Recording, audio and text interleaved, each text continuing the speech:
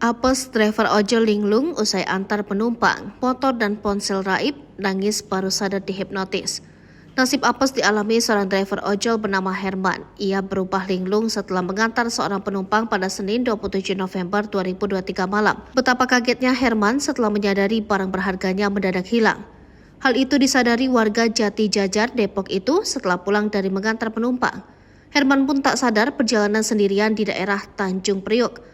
Padahal awalnya Herman diminta mengantar penumpangnya ke RS Sukmol. Melihat kondisi Herman yang kebingungan mencari alamat, para driver ojol pun iba. Mereka lantas terkejut kala mendengar pengakuan Herman soal sepeda motor dan handphonenya yang hilang mendadak. Seingat Herman, ia tadinya sedang berada di Tapos dan diminta mengantar penumpang ke RS Sukmol. Hingga akhirnya Herman pun menangis tatkala ingat kejadian sebelum motor dan ponselnya raib. Kepada para driver ojol di Tanjung Priok, Herman bercerita sembari menahan tangis. Awalnya Herman bertemu dengan seorang pria bertubuh tinggi dan mengenakan masker dan sweater hitam serta celana jeans.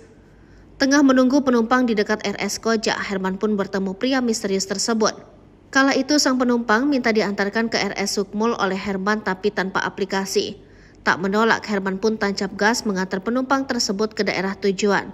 Setibanya di wilayah Tanjung Priok, Herman diarahkan oleh penumpangnya ke gudang kontainer.